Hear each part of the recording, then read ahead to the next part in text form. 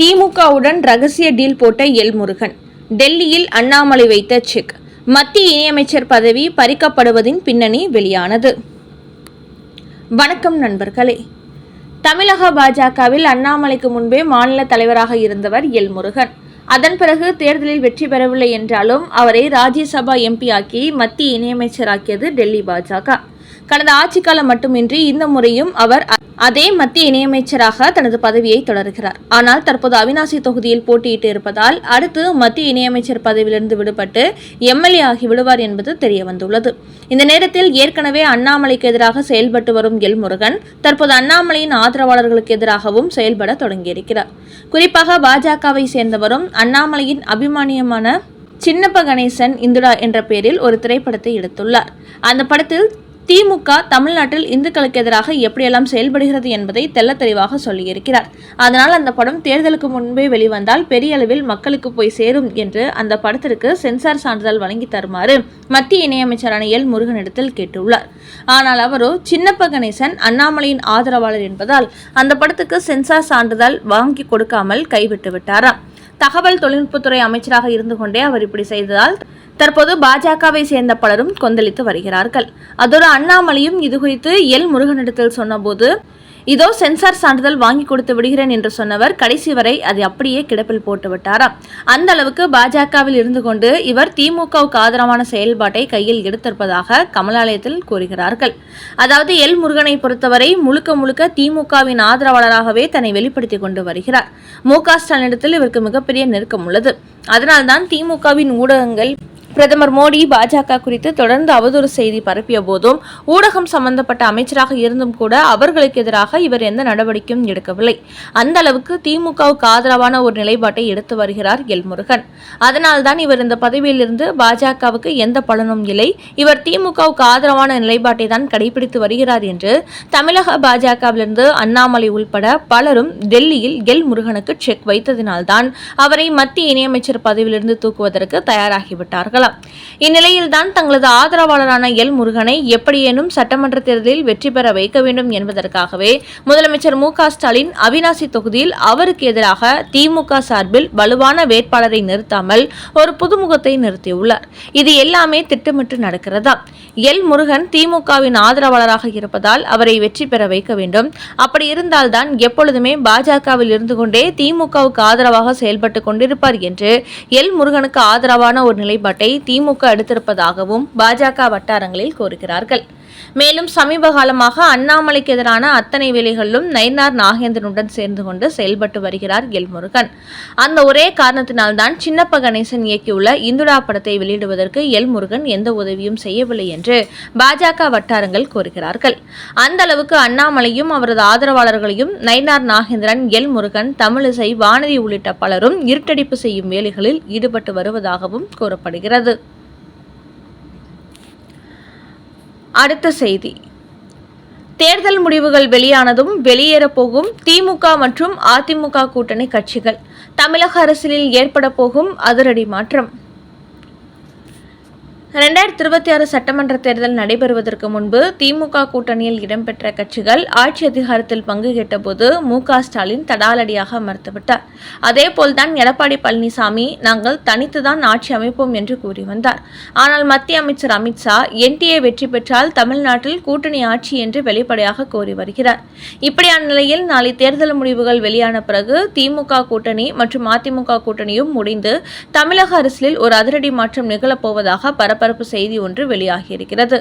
அதாவது இதுவரை அடக்கி வாசித்து வந்த திமுக கூட்டணியில் உள்ள காங்கிரஸ், விசிக, மதிமுக, கம்யூனிஸ்ட் போன்ற கட்சிகள் கடந்த சில தினங்களாக திமுகவுக்கு நாங்கள் ஆதரவு அளிக்க வேண்டும் என்றால் ஆட்சி அதிகாரத்தில் பங்கு தர வேண்டும் என்று கொடிபிடிக்க தொடங்கிவிட்டார்கள். இந்த சலசலப்பானது தற்போது திமுக கூட்டணிக்குள் உச்சமடைந்திருக்கிறது. குறிப்பாக கூட்டணி பேச்சுவார்த்தையின் போது ஆட்சி அதிகாரத்தில் பங்கு தர மாட்டோம் என்று மு.க. ஸ்டாலின் சொன்னபோது தேர்தலுக்கு பிறகு இதை வைத்துக் கொள்ளலாம் என்று அமைதி காத்து வந்த கூட்டணி கட்சிகள் நாளை தேர்தல் முடிவுகள் வெளியான பிறகு திமுகவுக்கு எதிராக மிகப்பெரிய சம்பவம் செய்ய போகிறார்கள்.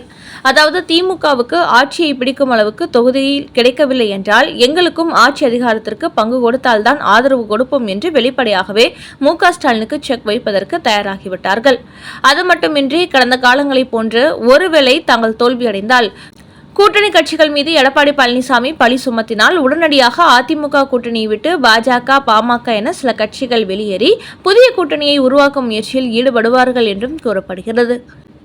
அதனால் இந்த தேர்தலை பொறுத்தவரை மு.க. ஸ்டாலின், எடப்பாடி பழனிசாமி 2 பேருக்குமே கூட்டணி கட்சிகள் செக் வைக்கப் போகிறார்கள் என்பது தெரியவந்துள்ளது. அது மட்டுமின்றி திமுக கூட்டணியில் உள்ள சில கட்சிகள் மு.க. ஸ்டாலின் ஆட்சி அதிகாரத்தில் பங்கு தர மறுத்தால் விஜயின் தமிழக வெற்றிக் கழக கூட்டணியில் இணைவதற்கும் திட்டமிட்டு வருவதாக தகவல்கள் வெளியாகியுள்ளன. அந்த வகையில் இந்த 2026 சட்டமன்ற தேர்தலானது தமிழக அரசியல் களத்தில் வெற்றி தோல்வியை தீர்மானிப்பது மட்டுமின்றி தமிழக அரசியலில் புதிய கூட்டணியை தீர்மானிக்கும் ஒரு தேர்தலாகவும் இருக்கிறது. அதனால் நாளை தேர்தல் முடிவுகள் வெளியாகும் நிலையில் எந்த கட்சிக்கு எவ்வளவு தொகுதிகள் கிடைக்கிறது என்பதை பொறுத்து தமிழக அரசியலில் திமுக, அதிமுக கூட்டணியில் உள்ள கட்சிகள் எல்லாம் அங்கிருந்து வெளியேறி ஒரு புதிய கூட்டணியை உருவாக்கி ஆட்சி அமைப்பதற்கு வாய்ப்பு இருப்பதாகவும் அதிரடி தகவல்கள் வெளியாகியுள்ளன. அடுத்த செய்தி, வேளாங்கண்ணி தேவாலயத்தில் விஜய் ரசிகர்கள் செய்த அட்டூழியம், கொந்தளித்த அருள் தந்தை வெளியிட்ட வீடியோ. நடிகர் விஜய் இந்து, கிறிஸ்துவ, இஸ்லாமிய வழிபாட்டு தலங்களுக்கு சென்று நான் அனைத்து மதத்துக்கும் பொதுவானவன் என்பது போன்ற ஒரு நிலைப்பாட்டை ஏற்படுத்திக் கொண்டு வருகிறார்.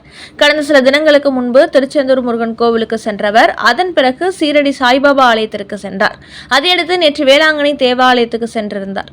ஆனால் அப்போது விஜய் கட்சியினர் அந்த ஆலயத்திற்குள் பெரிய அளவில் கோஷமிட்டுள்ளார்கள். டிவிகே என்ற பெயரை சொல்லி அவர்கள் திரும்ப திரும்ப முழக்கமிட்டது அங்கிருந்த மக்களுக்கு வெறுப்பை ஏற்படுத்தியுள்ளது. இந்த நிலையில் அந்த தேவாலயத்தின் அருள் தந்தை ஒருவர் விஜய் கட்சியினரின் செயல்பாட்டை கண்டித்து ஒரு வீடியோ வெளியிட்டுள்ளார். அந்த வீடியோவில் விஜயுடன் தேவாலயத்துக்கு வந்த அவரது கட்சியினர் ஜன்னல் மீது ஏறி நின்று கோஷம் போட்டார்கள்.